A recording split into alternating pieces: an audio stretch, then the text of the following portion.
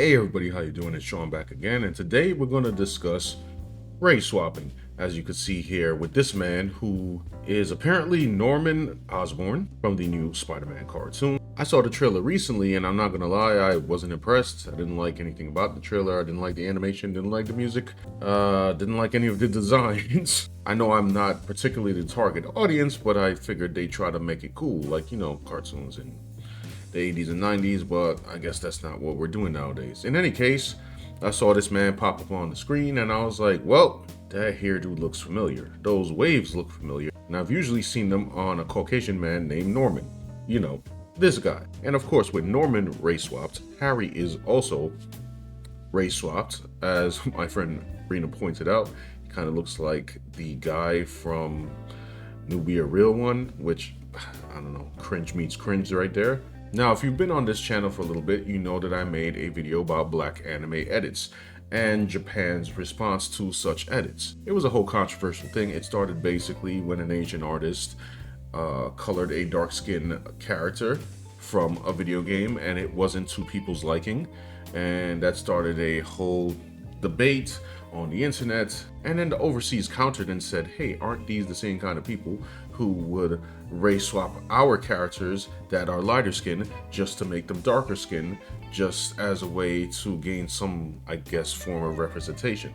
That of course ended up into a whole big deal. Now, since I made that video, there's been another big debate which I didn't bother talking about. It got way too toxic. It started with Don characters that were race swapped to be black, and then people overseas, they made the comments, and then people from, I guess, either this side of the hemisphere and all over started having a battle back and forth, and people were turning dark-skinned characters into light-skinned characters and light-skinned characters into dark-skinned characters. Could be wrong, but I believe that wasn't even taking place in Japan. That was more so people here arguing amongst themselves. It got toxic both ways, which inspired me to make this art piece that you see here with their correct skin colors. Now, like I said in that video, people could do whatever they want with fan art because, I mean, there's no rules on fan art.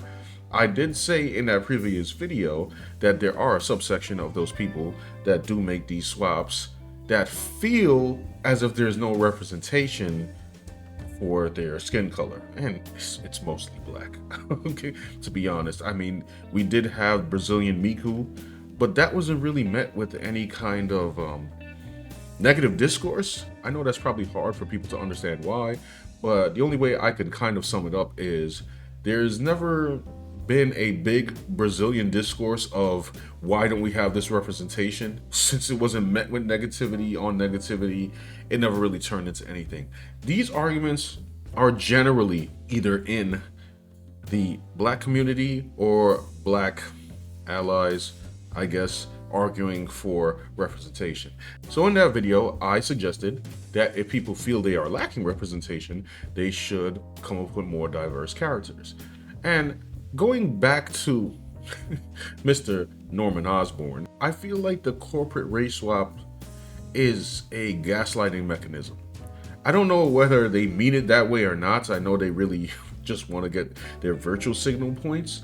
However, what happens is it's giving the attitude to everybody as if we had no representation, therefore we have to take this white or otherwise character and make them into another race to feel more representation. This is completely ignoring the fact that in the 80s, the 90s, and the 2000s, we had a bunch of diverse original characters. And now we're just kind of ignoring them. Kind of like they're ignoring this man that you see on screen right now, that I'm still waiting to come into the MCU, but they're too busy screwing up his script.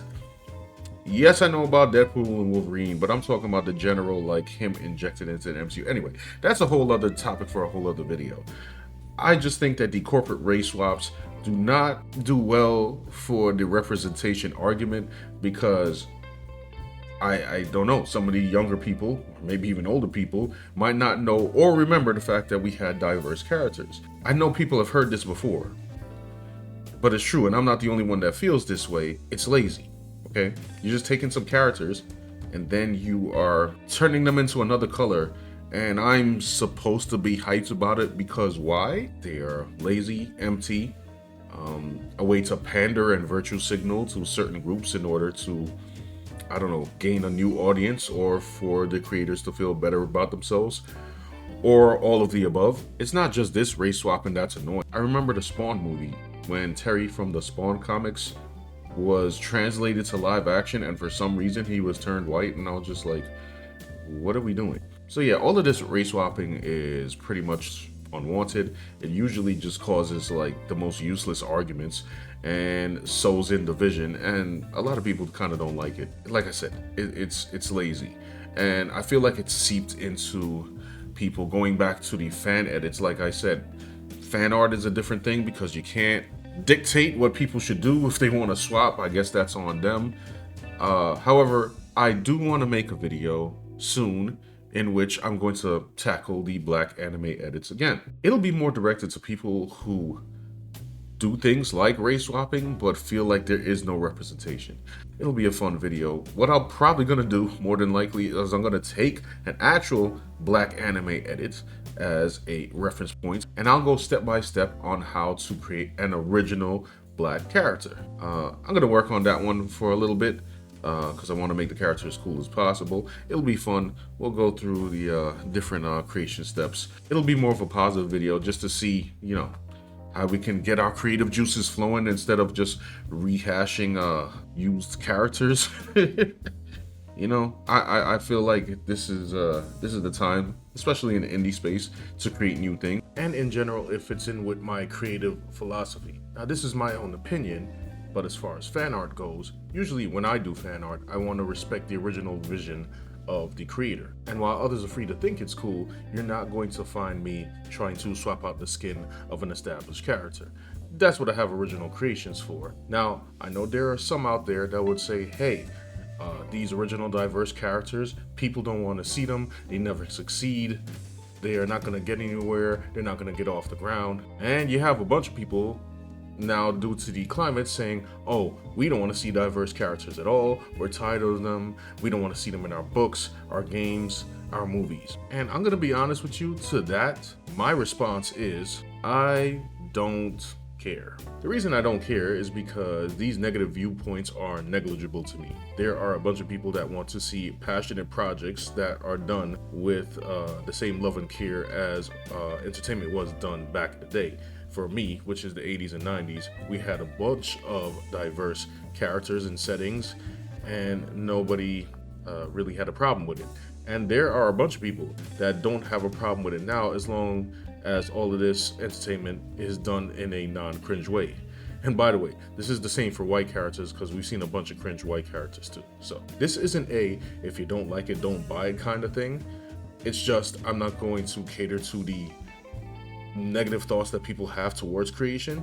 So if they feel some type of way about anything that I or anybody else is creating, well, that's on them. They can buy it or they cannot, or they can say, hey, this is pretty cool later, or whatever the case may be. It's up to them. There are people right now in the indie space that are truly doing their thing. Their hard work and determination should be inspiring for anybody that wants to get into creating. Honestly, their projects have great production value, and it's pretty much on par with what's going on in the mainstream. Lastly, I just wanted to say, there are some people that produce these edits that don't specifically care about representation, they're just doing it for fun, and even though I wouldn't do those skin swaps myself, they are free to do as they choose because it's fan art. And I suppose the upcoming video is not specifically for them. By the way, side note, I did not know that people were out here selling traced race swapped anime edits as commissions. I don't know, listen, to each their own. In any case, watch out for that video and watch out for more videos that I'll be making, and I will see you all in the next one. Peace out.